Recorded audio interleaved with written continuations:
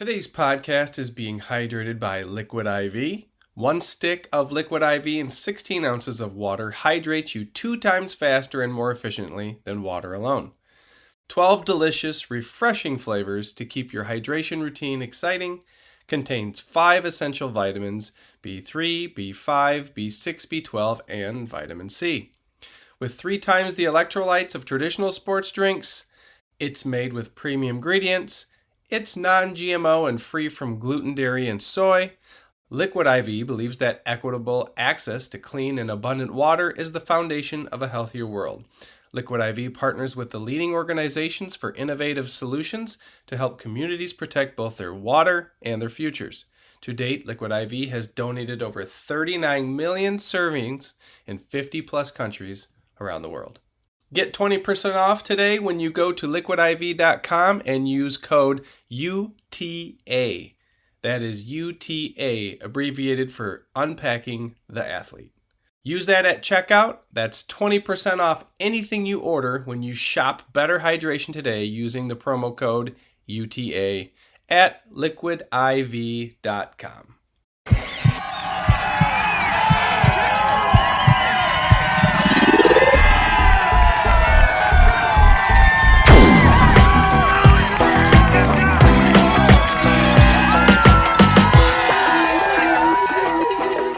Welcome to Unpacking the Athlete podcast, hosted by yours truly, Rob Martin.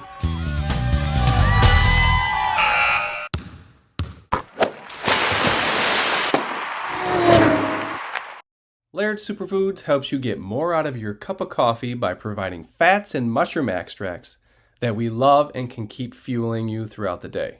They have better ingredients, amazing taste, and functional benefits. It's all natural with whole food ingredients. Contains naturally occurring MCTs from coconut oil, no artificial flavors, colors, or additives, no sugar from highly refined corn syrup. Honest and transparent products and labels. They have functional superfood creamers, instant lattes, and prebiotic greens. Are you ready to feel more energized, focused, and supported?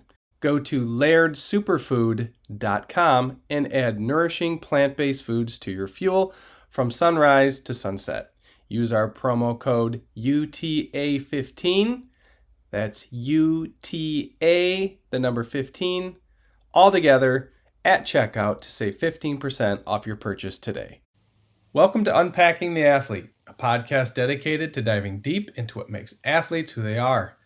Today's guest likes to put a lot of time in riding and racing bikes. Some of his top accomplishments are as follows.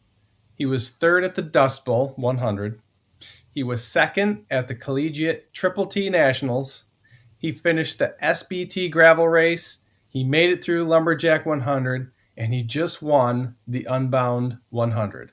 Our guest today is David Brower, who was also part of the Bissell ABG cycling team. Welcome, David. Let's dig in. What's up? Glad you could be here. It's good to be here. I had some computer trouble, but now we're logged in and ready to go. I'm going to start with a funny question, and this isn't something you have to do, but I like to throw something off the wall to get everyone kind of break the ice. So if you could only pick 2 of your teammates to ride with for the rest of your life, who would you pick and why? Ooh, that's a tough one. I don't want to offend any of my teammates, but if I had to pick 2, I'd probably go with Judah Gustafson and John Swore. Why? They're kind of my main riding buddies at college already. Judah's really good at picking training routes and everything else. We get along well. He's good at keeping the pace fun and not killing everybody, and John's really good entertainment most of the time. That's perfect, actually. All right. I'm living with them anyway next year. You said you're living with them next year? Yeah, they're going to be 2 of my roommates at Marion. Oh, that's cool. So next question is, what would you do for exercise if you didn't bike? That's pretty tough because I don't like running or anything like that. I do enjoy some gym. I would have to learn a lot more about it to do that as my only exercise, though. So maybe like a CrossFit? Is that what you're kind of getting at? Yeah, probably like a weightlifting program. All right, we're going to shift gears and go right into kind of race talk. And I'd like you to talk about and explain what the SBT gravel race is and where it is. SBT stands for Steamboat, Colorado. So it's 144 miles around that area. It's like a high desert ish terrain with it sits at about 6,000 feet of elevation and goes up to like 8,500 feet. So it's pretty high up there, but it's not as high as like a Leadville or anything else.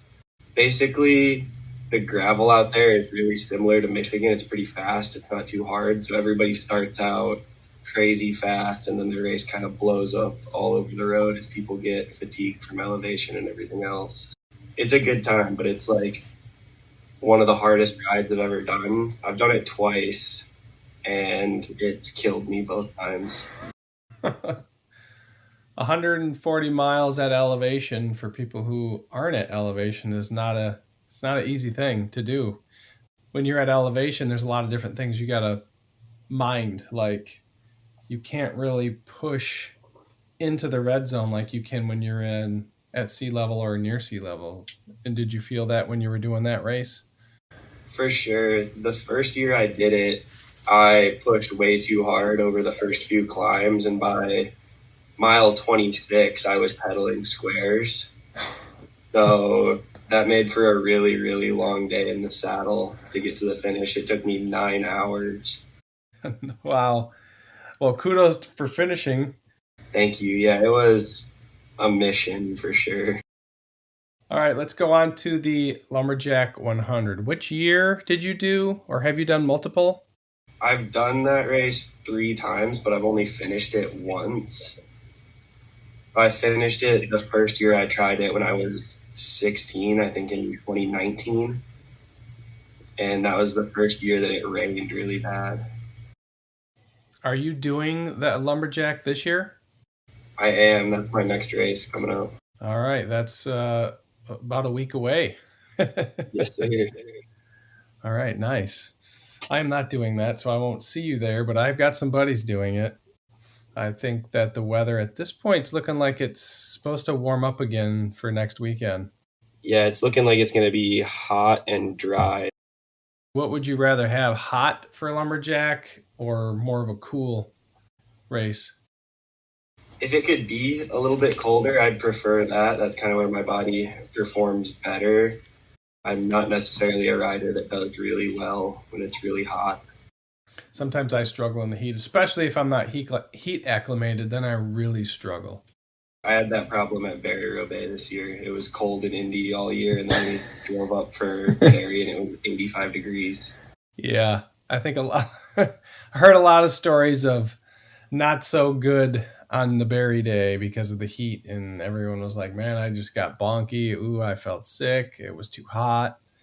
Yeah, when you're riding in less than 40 degrees all spring and late winter, and then you jump to 85 degrees, it's that's pretty rough. It was a shock to the system. Let's talk about the Dust Bowl. Can you walk us through that race and how it went? That is a 100-mile race down in Indiana, like central Indiana. And it's a pretty flat course through a lot of cornfields, but there's 2 main climbs to it. The year I got third, I was 17. So one of the local guys down there attacked really hard on a climb about halfway through, and I was the only one that followed him.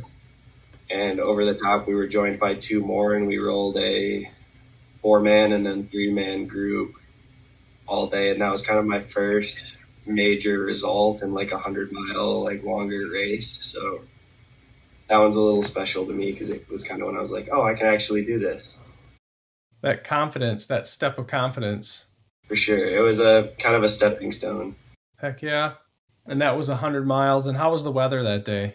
It's in the middle of July, so I think it was around 100 degrees, and there's like no shade on the course.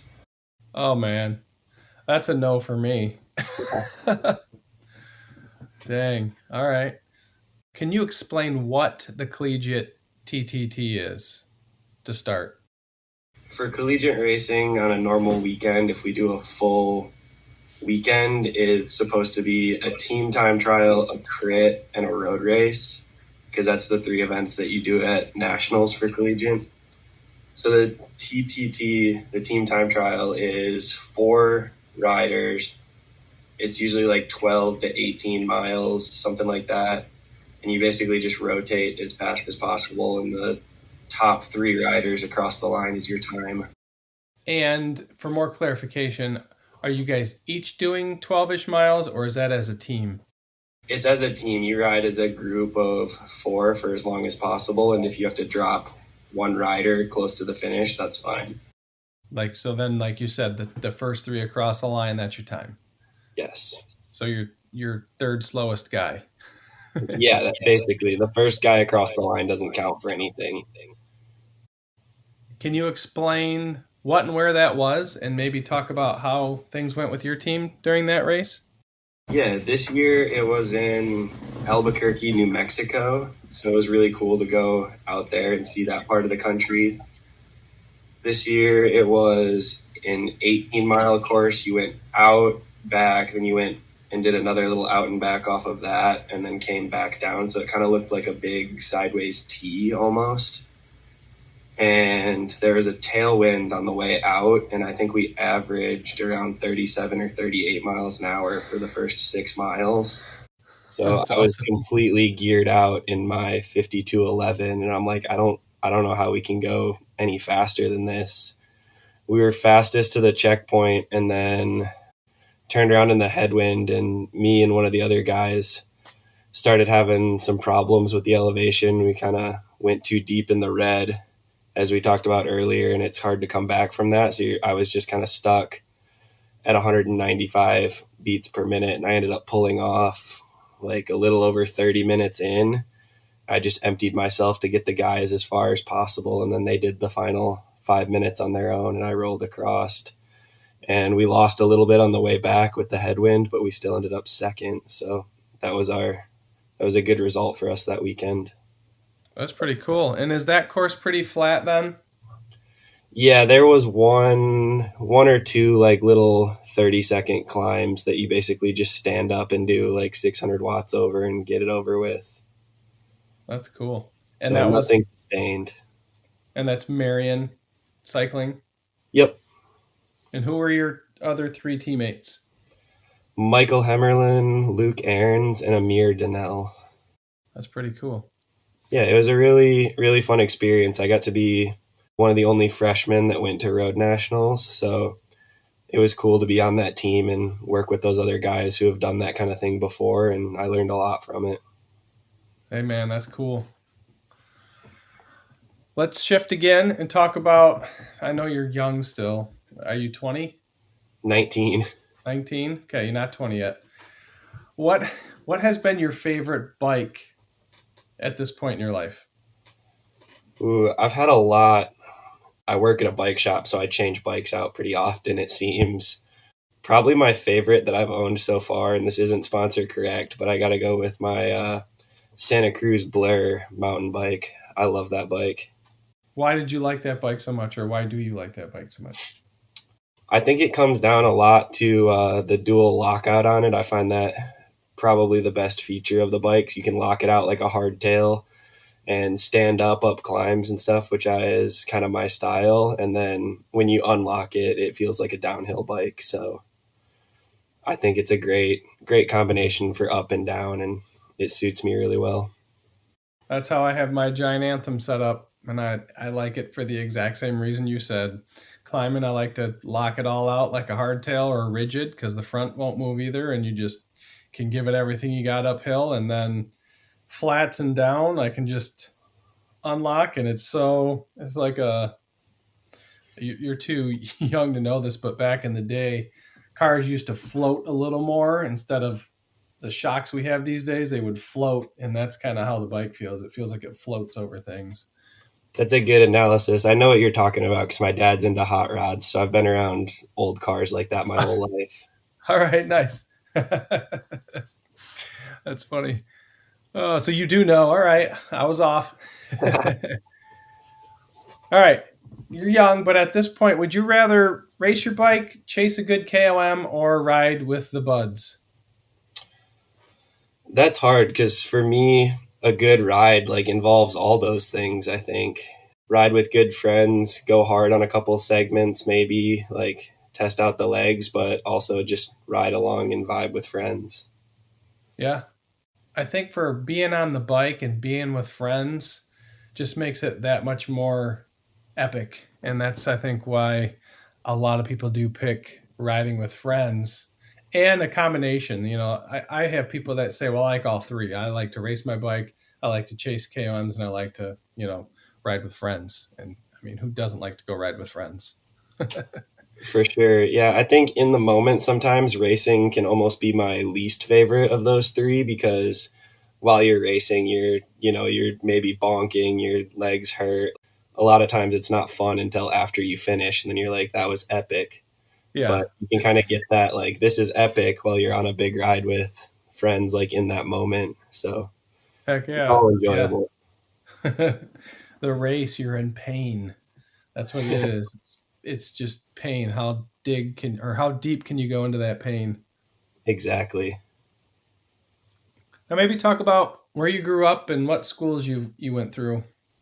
I've lived in right here in Grand Rapids, Michigan my whole life until I went to college. I went to Kenowa Hills High School. They didn't have cycling or anything like that. I played baseball for them until freshman year. And then at that point, I kind of quit all school sports and just focused on cycling. Okay. Where is that in Grand Rapids?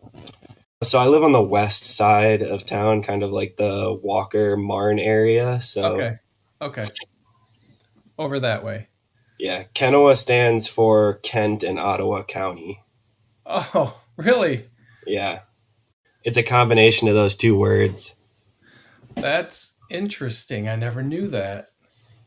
Well, it makes sense though, because that's exactly where it is. See, I'm in Ottawa County, so and then we butt up to Kent, so that makes sense. Okay, Yeah. got it. Do you remember how you got started on the bike My or kind of riding? earliest memories of biking are either like on a BMX bike, like sprinting up and down the sidewalk in front of my grandma's house at daycare. But then also every Thursday night, my dad and my uncle would take my cousin and I out to like Luton or State Game or something, and we'd do one lap, and then we'd get to go down to the corner bar and get like hot dogs and stuff. That was like our weekly routine. So that's kind of where I started mountain biking and stuff, and I was probably 7 or 8 at that time. Nice. So let's go ride bikes, and afterwards we're going to get some hot dogs. Yeah, for sure. It was kind of like I was almost bribed with food at the time. It wasn't necessarily like the main thing I did. I didn't consider it like my sport or anything. I played soccer at that age, but it was something that I did with my dad, and it's kind of always been something I do with my dad. So that's cool. That is cool. See, that's funny because over here, as parents, my wife and I tried that same thing, and it worked for a while. We would go to Riley and take the kids, ride with the kids, and then afterward we would go to Steak and Shake. And they'd get burgers and they'd get a shake, and they were happy, and they actually kind of looked forward to it. Well, then the Steak and Shake went out of business, and that that whole bribe thing just kind of fell apart, and then they just fell out of mountain biking, and I don't know. Yeah, you got screwed by the steak and shake there. Right. Dang it. Yeah, I Oh, think that's my dad did a really good job of never like forcing me to go or saying like, "Hey, you have to train for like biking or anything." He let me find my own love for it, I guess. So when I was like 14 and 15, I was like, I'm doing these races, but I want to be like good at them. And I've got all these friends that bike on the freewheeler team. So I like kind of like found my own passion for it, because I know a lot of kids from the collegiate scene that their parents push them to do it their whole life and they're really, really good at it. But as soon as they have to make the choice for themselves to go out and train and stuff, they just stop riding bikes. So, Yeah, that makes sense. And maybe it's a good thing we're not forcing either of them, I guess, to do it at this point. Kind of letting them flow into whatever they think they want to do, I guess. yeah, that's how it worked out for me, at least. Everybody's different, obviously. Yep, you're right. That's 100% true. So you did baseball. What other sports have you done in your past? Just soccer and baseball, really. I wouldn't really even call it soccer at the point that I played it. I played it like second through like fifth grade or something. And it's basically at that age, it's just a bunch of kids chasing the ball around the field. We weren't organized at all, really. Yeah, okay. That's okay. It still got you out and running, right? Yeah, for sure. What was the best investment that you made in yourself, or maybe a parent made in you, a family member, or a friend that you think has been the most helpful along the way to get you to where you are today on the bike? I don't know if I can pick one single investment.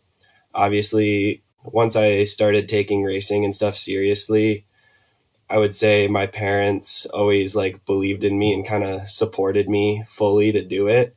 They never were like, "Yeah, we can't go to this race or we can't do this." And when I was like, "Hey, I think I want to get like a coach and start doing like actual training and stuff," they were all in and they helped me get my coach Caleb Schwartz, which has definitely been like the biggest thing that's changed my cycling and taken it to the next level is having a coach. That's very cool. I think having a coach is very important. If you look at any top level athletes, they all still have coaches, right? Yeah, for the most part. I know some people at school that do like self-coaching and stuff and they're very strong, but it takes a lot of extra time and effort to do that for yourself. Yeah, it's definitely beneficial to have someone there in multiple aspects helping you out with your strength or your form or your workouts, etc., your recovery. 100%. Did anyone influence you to get on the bike? Was it your dad, or did you have anyone else maybe? It was definitely my dad at first. I didn't even know that like professional bike racing existed for a while. It was just like I'm going to go ride with my dad. Like he has a lot of fun doing it. I want to be like that. And then I got into racing later, and there have definitely been some pro riders that I've looked up to. But yeah, I would say for the most part, I wanted to be like my dad on a bike.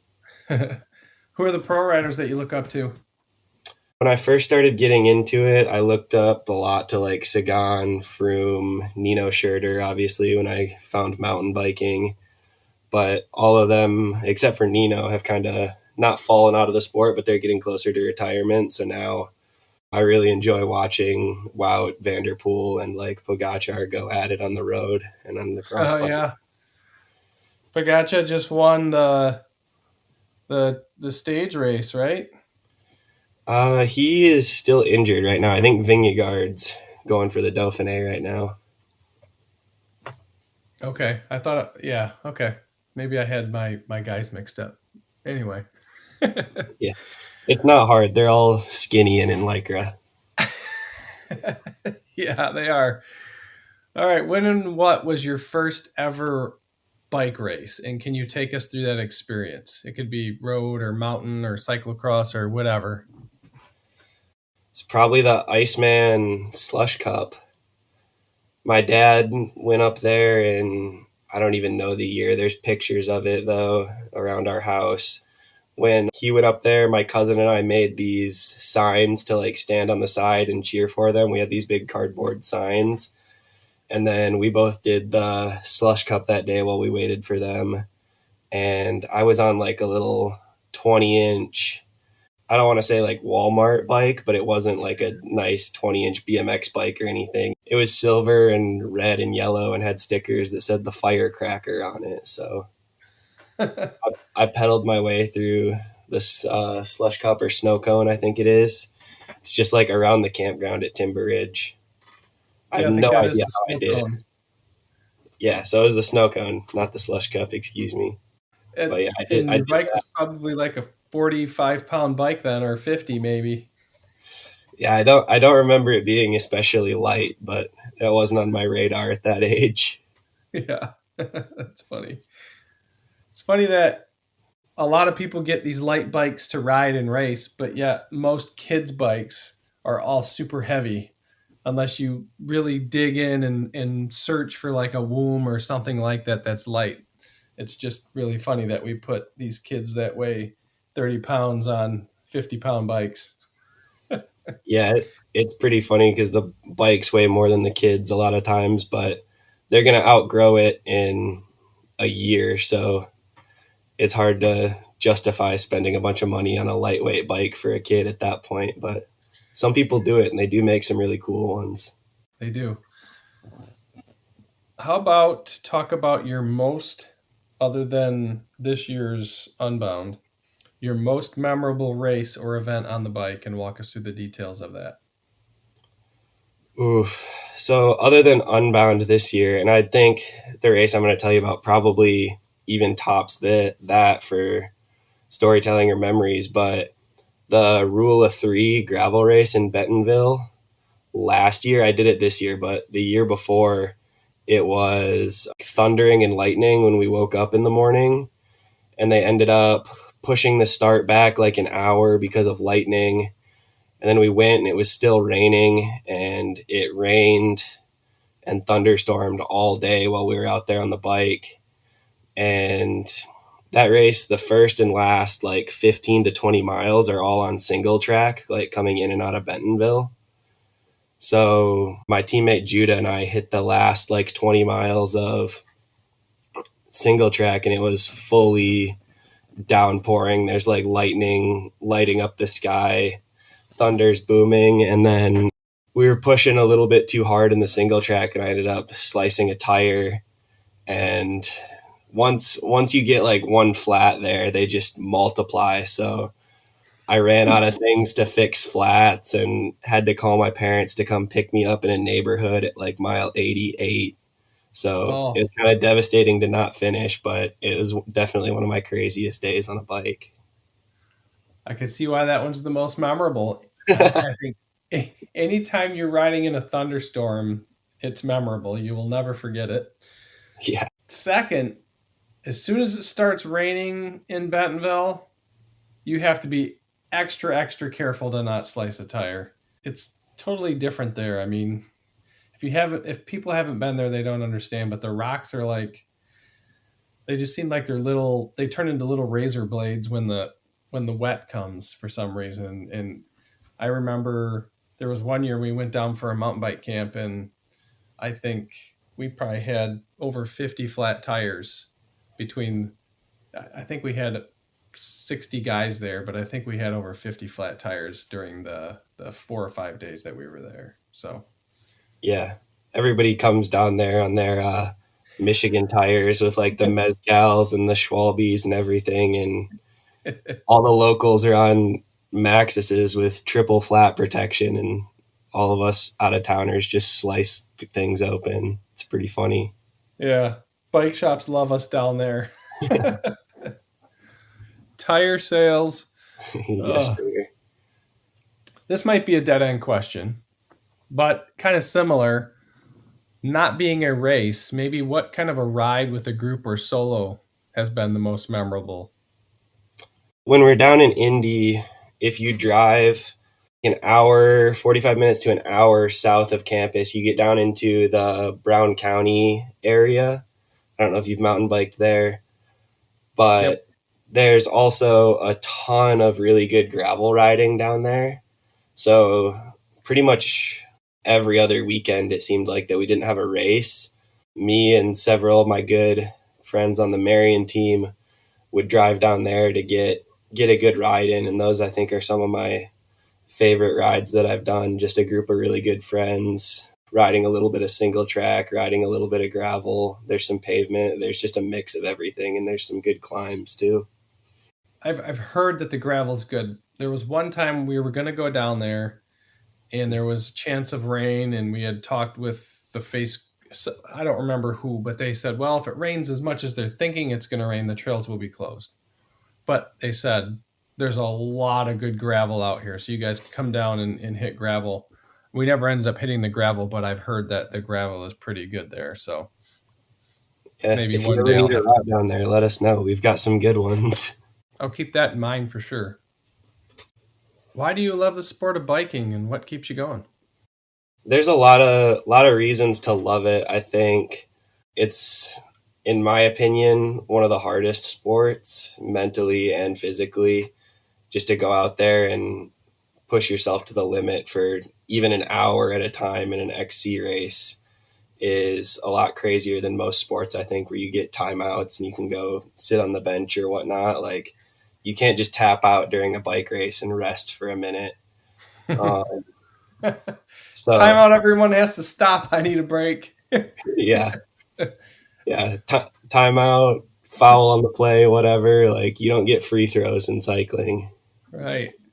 That's a good But point.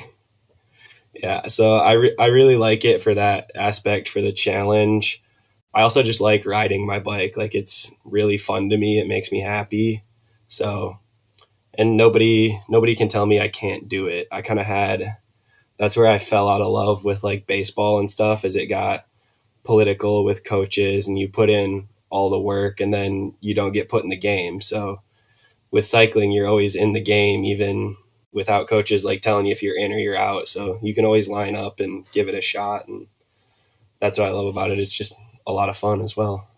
That's a good point as well. I like that.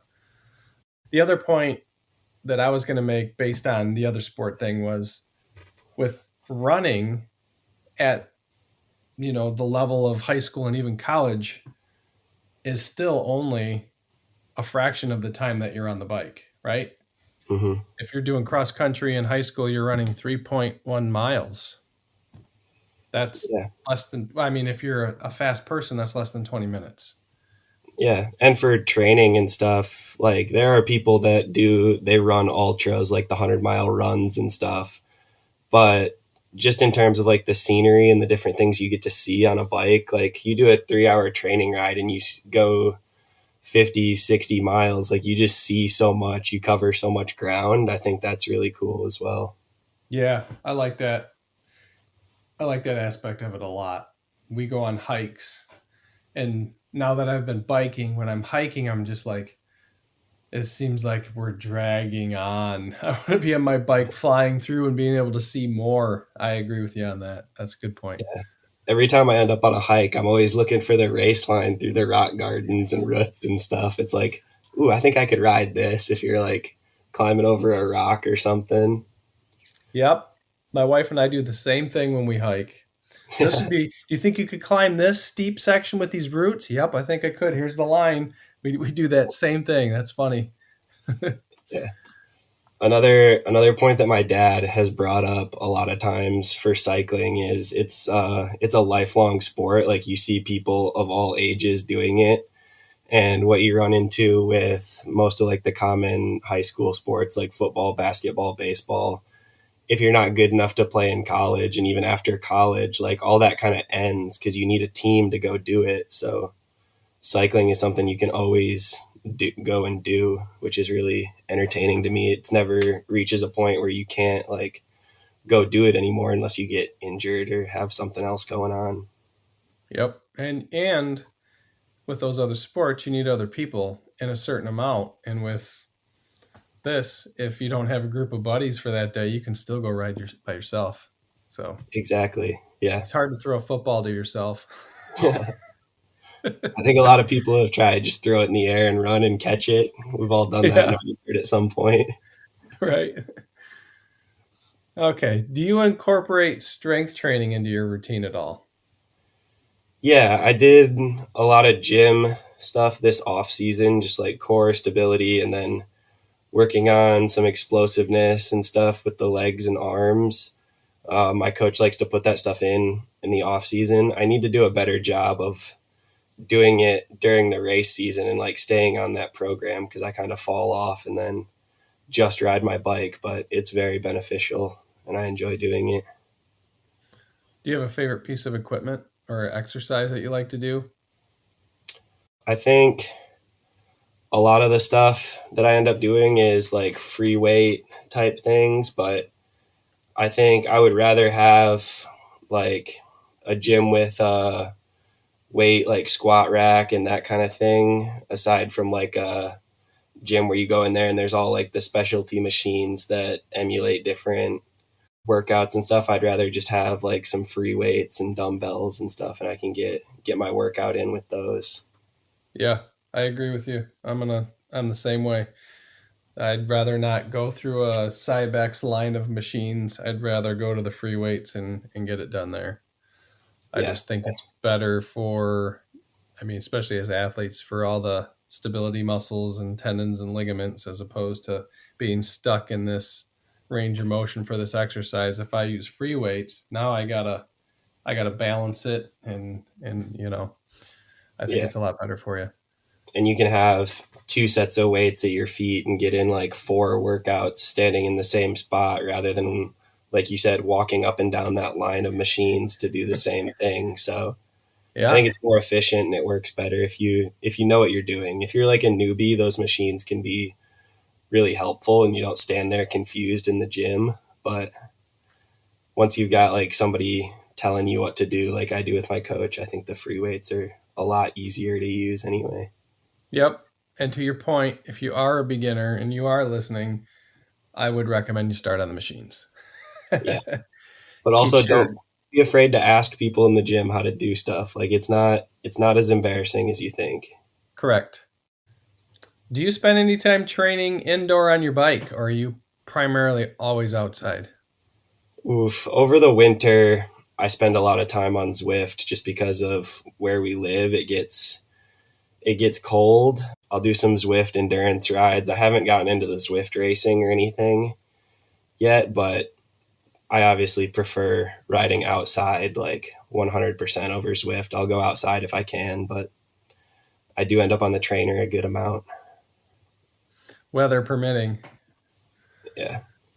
We have a really What cool cycling center at Marion that's basically a garage with like I think 12 or something trainers in it. So there's when you go in there, there's always like five or six people already riding and get some music going. Everybody's jamming out, so it makes it easy.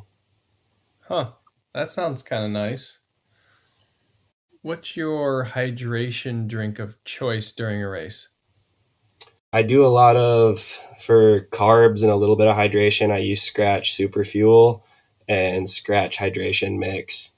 I've done a little bit of Infinite and like Gatorade and that kind of thing in the past, and it just messes with my stomach. So Scratch is kind of where I've settled. Okay. Nice. Do you do anything maybe to help you recover at all? You have any routines, any workouts, yoga, stretching, massage, anything?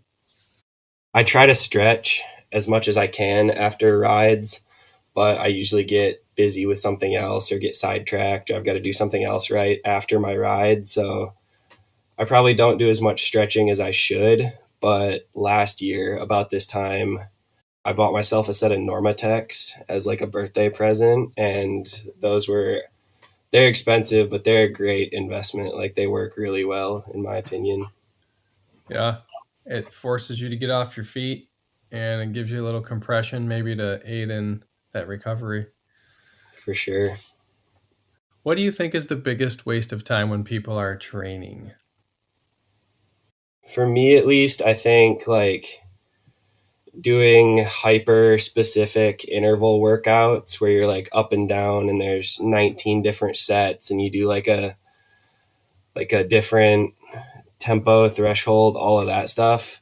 I don't think it's necessarily a waste of time, but for me, like just going and riding my bike, like ride your bike more and you will get faster. That's all there is to it. So my coach has me doing like 2x10s, 2x20s. Like those are kind of where most of my interval sets end. And those, I think, emulate a race a lot better than all of like the little tiny intervals at different thresholds and such. So that's what you're saying works for you, and you're saying for you as well, the shorter ones you don't see as the benefit from as much. Yeah, I think a lot of people in training spend too much time trying to find like the perfect interval set or something to like prepare them for a race, and they think that by doing like constant intervals and like complicated intervals that they're going to get way faster from doing them. And I think it does work for people to like give them structure to go ride, but I think doing like 3 hour training rides and putting in volume is going to make you way faster than doing a bunch of really specific intervals all the time. I think you definitely you have to mix it up for sure. Yeah. What do you feel is the most important thing to do after a hard workout or a race? Make sure your Strava uploads. Nice. All right. You heard it here for the first time. Make sure your Strava uploads. No, I mean, you Oh, obviously you got to stretch and you got to get a recovery drink or something after a race so you don't like bonk post race. I've seen that happen. I've had it happen, but if it's not on Strava, it doesn't count. all right. Get it on Strava, man. And if you don't have Strava, you better get the app. Oh, man, that was funny. If there was one race you could do over, what would it be and what would you have done differently? There's a lot of races that I want do overs on. I mean, there's a lot of crits that I did this year where you like position wrong in the final or something, and it's oh, I wish I could go back and do that again. I think that race I told you about earlier, rule of three, when I ran out of stuff to fix flats, I kind of wish I would have stuck with that a little bit longer and maybe bummed a tube off of somebody on the side of the trail or something, or stuck with it. But after being in the rain for 7 hours, I was kind of over it. And I kind of regret not finishing that one. Yeah, yeah. I like to finish what I start as well. And I don't even know if I've ever quit a race. I'm trying to think. There's got to be one time I did for some reason or another, or maybe I didn't. But I do. I'm the same way. I will push through whatever I am enduring just to finish because I do not like finishing. Yeah, I had a few races last year that I had to drop out of or didn't finish or didn't perform to my expectations. And this year I made it one of my goals. I made like a piece of paper and put it like in front of my desk at school. It was like no more excuses this year, like finish the race, do your best. And I've worked on like fighting through a lot more stuff. And this year at rule of three I had 7 flats and I pushed through that. I changed a wheel set. I bummed tubes off of people, but I made it to the finish line, so I can be proud of that. Heck yeah! Wow, 7 flats. Yeah, it like you said, it's sharp rocks there, people. Don't be running your Schwalbies down there. No, Oh, I don't even think they sell them in the stores down there. I think it's all Maxxis or other good protected tires. yeah, Let's now talk about your win at Unbound the and big one. start with where the event is. It's in a small little town called Emporia, Kansas. I think if it weren't for the gravel race, nobody would know that place existed. No offense to Emporia, but there's just not a lot there other than a gravel race. Right? So where do you stay then if there's nothing there? So there is a college in town, so it's there's plenty of like housing and apartments, and obviously with the race there's been a ton of Airbnbs and stuff that pop up there every year.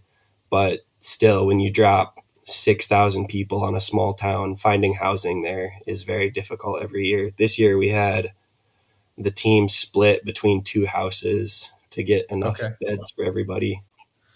What bike did you ride for this race? I was on the Niner RLT RDO, which is it's our Bissell team bike this year. It's got Zip 303 Firecrests on it, full ETAP group, and Zip cockpit and everything. So it's a fast bike. I really like it. Now, maybe talk about how the conditions were for the race. So starting the day before at about 3 p.m., it started raining, and it had been really dry there beforehand. So everybody was like, "Oh, a little bit of rain's just gonna knock down the dust a little bit and make it faster." And then as it rained all night, like we got up in the morning and there were murmurs of this massive mud section on course. And none of us really knew what was coming because the day before there were no mud sections, and I don't think anybody got to do a recon of it or anything. So the gravel all day was perfect, like the best you could ask for out there, aside from mile 11 to mile 19 ish, was some of the worst conditions I've ever ridden in. I saw video of it, and if you watch the front of the race go through, you'll notice like the first few people kind of are starting to make it through, and then as traffic starts to build, people are going off into like the grass side spots, and then as that gets more congested, then people are just walking. It was it looked like it was pretty treacherous. Yeah, it was complete chaos. Basically, I think the 200 milers maybe had it slightly worse than we did, like when they first got to it, because there were none of the paths trampled down in the grass or anything. They had to make all those for themselves. But by the time we got to it, there were hardly any rideable lines left. So the first like 15 or 20 of us came into it full gas and just slid and chomped our way through like the first quarter mile. And at that point, it was like a clay type of thing that picked up and clogged up your tires. And it would get stuck in your fork and your chain stays and your bottom bracket to the point that your wheels wouldn't spin anymore. So once that started happening, like everybody stopped and started cleaning it out. And you go push your bike again to get going and it clogs right back up. So we kind of shouldered it, started running.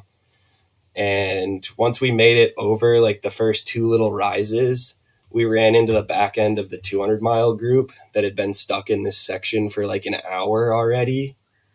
So I don't even want to know what was happening to them that they only made it like a mile in an hour through that section. Oh, But as soon as that happened and we were like, there was just people everywhere. Like we came up over the crest and it was just a sea of probably 500 to 1,000 people in the dip of this little valley. And we all ran into that. And as soon as that happened, like I couldn't tell where anyone else in the 100-mile race was. So Ooh. as far as I knew, I was in like 50th position. I could have been winning at one point, and I had no clue where the race was. Oh, that's interesting. That's very interesting. So once you got beyond that, what kind of happened then? And how did you know where you were in the race? So at mile 18 ish, once it finally like cleared out and you could consistently ride your bike instead of like cleaning it out, running it up a hill, cleaning it out, maybe sprinting down the hill to make it as far as you can before it clogged up again. We made it through all that and we're still intermingling with the 200 milers. So I was by myself, like flying through people, like trying to look at their number plates to see what color they were as I went by. And eventually I caught up with one guy who was going like the same speed as me, who was in the 100-mile. And he looked at me, he's like, "Where do you think we are?" I said, maybe top 20. I don't know. And he's like, I think that's about right. And as we caught more people, we kind of established that there was maybe like, from what we heard from different people that we passed, there's maybe like 10 riders in front of us. So I was like, okay, this isn't going horribly. Like I'm doing a little bit better than I thought. And then we caught two more guys that stuck with us. So we had a little group of four coming into the split at mile 40 where the 200 miles go their own way. And we went through that and we were like, yeah, I think we're racing for top 5, top 10. We were just yelling at people on the side of the road, like, how many have passed? How many have passed? Because once you're on the 100-mile course, it's only 100-milers for Yeah. most of the race. So we are like, how many have passed? And people are shouting like 5. We're like, okay, that could mean 8. And eventually we caught one guy around mile 30, or yeah, just after mile 40. And he's like, there's 2 guys up the road. There's only 2. And we figured that to be true. So we were racing for third at that point, but it was straight chaos for the first 2.5 hours between the mud and then chasing through people and trying to figure out where we were. Wow. Wow. This is an interesting race. I mean, I don't I guess I don't understand. Well, I guess they probably weren't expecting the mud pit to hold the 200 miles up like that because I'm guessing in the past, once the 200 milers go and then an hour's gone by, no one's left there and you guys have an open course is probably what happened. Yeah, so when I did it last year, that whole section was like rideable. It was a normal gravel road. You wouldn't think anything differently of it.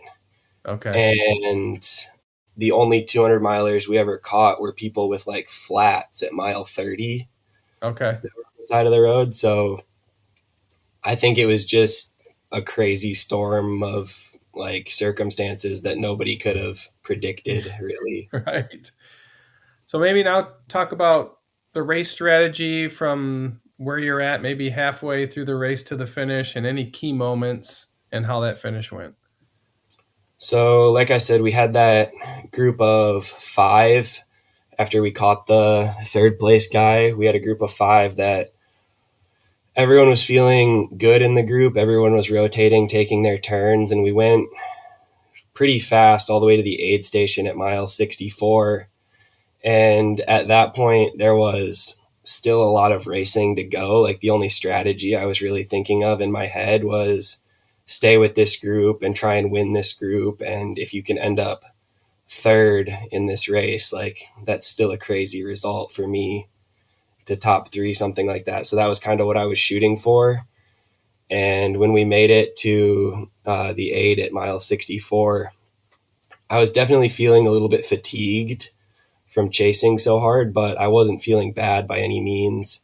And my pit crew told me, like, yeah, the 2 guys up front, they're split up. They're not together, working together anymore. But the last guy left the aid station like 3 minutes ago. So we had 3 minutes to chase back and only like 36 miles to do it. So I still wasn't expecting to ever catch the lead, but somehow we all regrouped after the aid station. We lost one guy through there, but we kept rotating, and all of a sudden we saw a rider like on the horizon, because you can see forever out there if you're on top of Yeah. a hill or something. You can see so far down the course. And once we had something to chase, like a tangible object, like we reeled him right in. That was an interesting moment where all of a sudden we're racing for second, and one of the guys in the group, this was at about mile 75, 76. One of the guys put in a pretty good dig, and the guy who we had just caught like hopped on his wheel. I think he had been sitting up a little bit after he got dropped, so he had time to recover. So he hopped on that guy's wheel. I had just pulled off, so I was on the back when this happened. They got a pretty good gap, and I realized the 2 guys in front of me weren't going to close it. One of them looked at me and said, like, if you want to make it, this is the time to go. And I kind of put my head down and did my best effort to make it across the gap, and I barely made it to their wheel. And I had to sit on and miss a few turns, but I made it to that group. And after that, we rolled that group of 3 of us for a minute. And then as we caught the 50-mile group, we saw the guy leading like way out in front of us before the 2 courses merged together. So we saw him and then we lost him in the like Oh, people. So we were like, we know he's up there, and we chased hard through the people. We're like screaming like Riders back, like because they're taking up both lines in the road and trying to dodge around people. And we came up behind this rider with like his jersey unzipped and not looking great. So I didn't even think about it. And I just go, Riders back. And the kid that we had caught, who was previously second, that was riding with him all day, just goes, That's him. That's him. And we all kind of were like, holy crap, this all came together. And now we're racing for the win with 20 miles to go. wow. So did that kid latch on to you guys, or did you guys just leave him? He latched on pretty well, but I could tell like being on his own for 60 miles at that point had really done a number. His jersey was unzipped. He was not looking like he was in a good way. So he was on our group and he was pulling through when he could, but I wasn't super worried about him at that point. I was more worried about the other two guys I'd been chasing with. Yeah. Okay. So now, how did the last 20 miles go? Honestly, it was really tame. So I was pretty well cracked. It was 85, 90 degrees and full sun at that point. So I was pretty warm. I was having some stomach issues from it being hot, but I just kept drinking and trying to keep something down. We were grabbing water bottles from spectators and just pouring them on ourselves. But we just kept rolling at a consistent pace. I think the last like 5 miles, I was really worried about someone attacking the group. I was like, if somebody accelerates right now or puts in a really good dig, like I don't think I'm going to be able to follow them. So I was trying to just keep a really close eye on everybody and just make sure everyone was in a group because the sprint suited me. So that's kind of what I wanted to happen. And I think after talking to the guys at the finish, everybody else was just as cracked as I was. Yeah. We were all kind of having the same thoughts at that point. So we honestly rolled it quite civil to the finish. And then there's a climb up into the college, like probably 3/4 of a mile from the finish. That's pretty substantial. If you were just riding it like on a normal training ride, you wouldn't think much of it. But after 101 miles of racing and 6 hours, it hurts a lot. So, See, and the heat. yeah. And we hit that. One of the guys, the guy who I had been chasing with all day, that was one of the two of us that made it to the front from the chase, he let us out into that sprint pretty hard up the climb. And I just stood up and kept pedaling and held his wheel over the top. Both my legs were completely like seizing up. Oh, And I just kept pedaling through it. Like every time I was just muscle past it.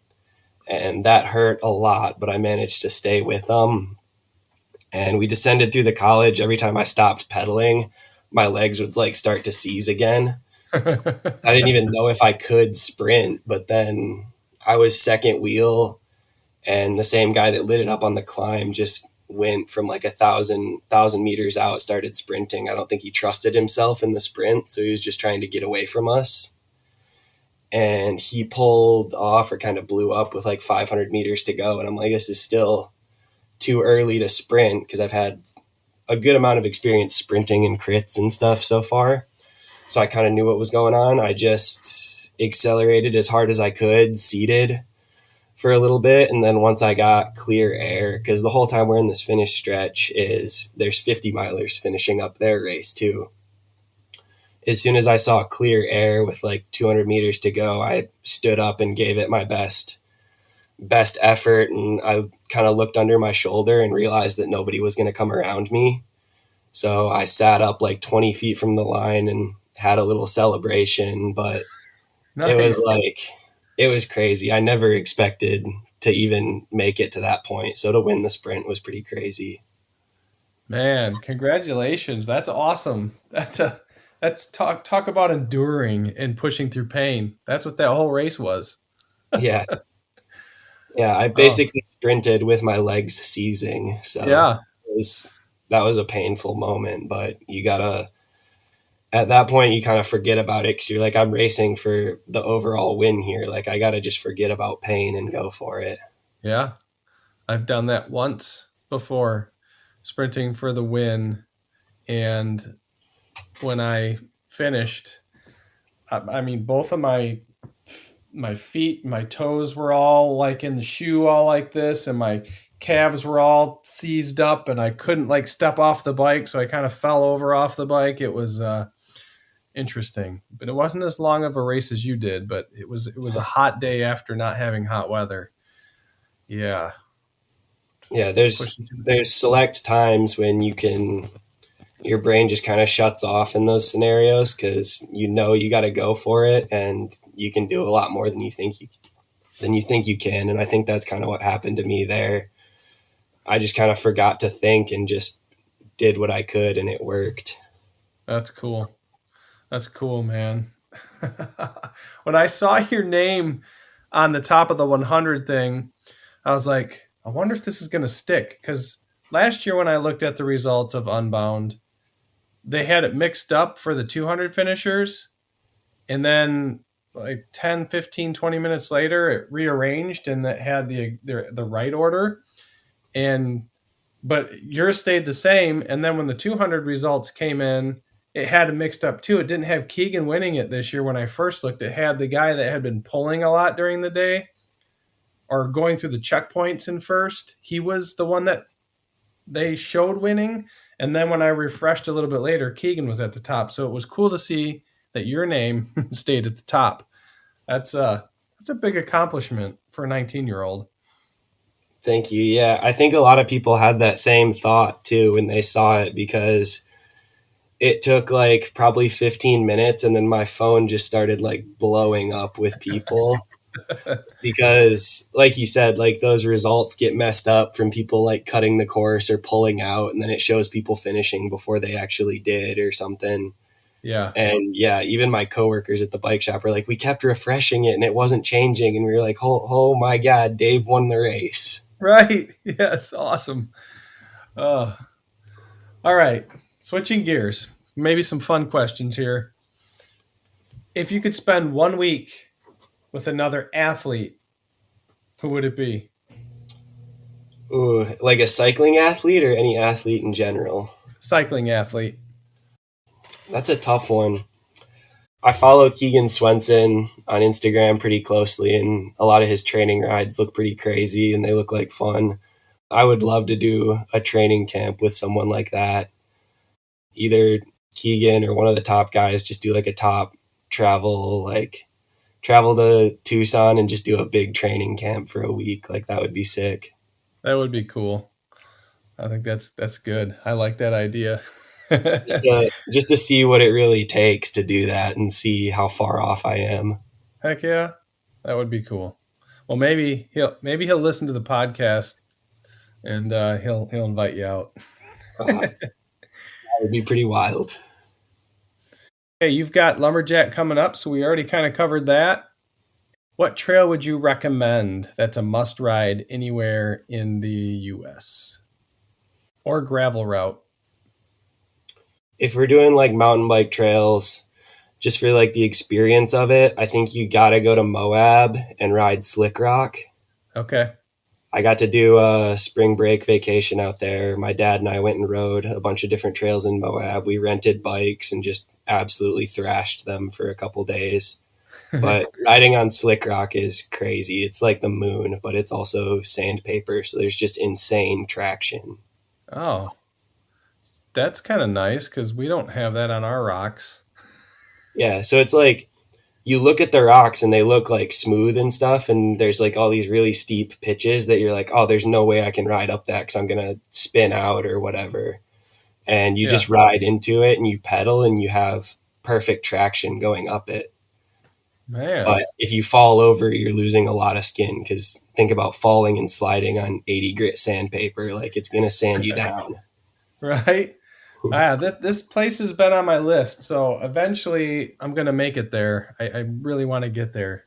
So you're solidifying that bucket list item. One day I'm going to get out there because it sounds like a great place to go biking. It is a lot of fun out there. If you were to give advice to younger athletes that look up to you, what would it be?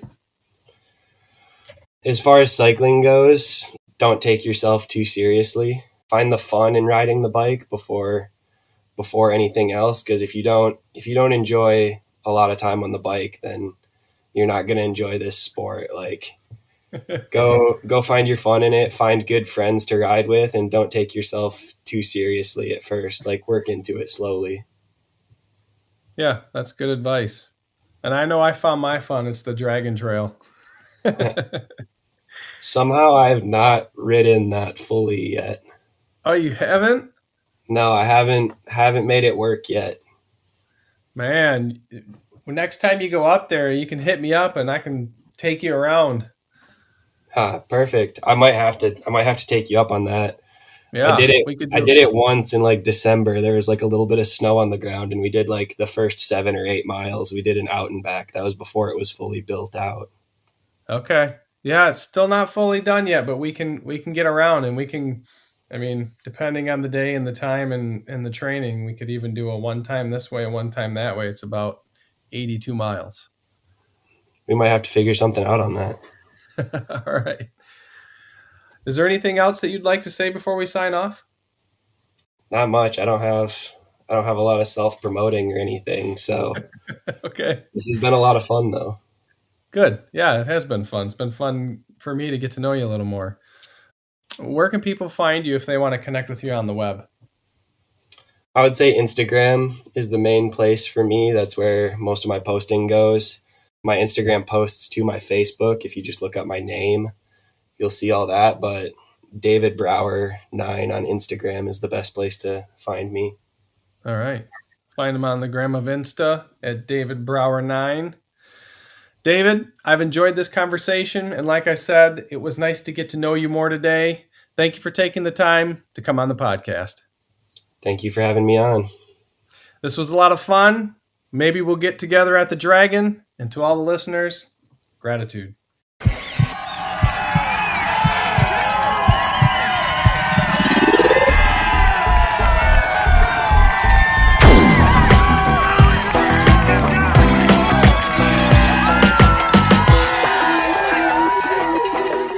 You have just listened to Unpacking the Athlete.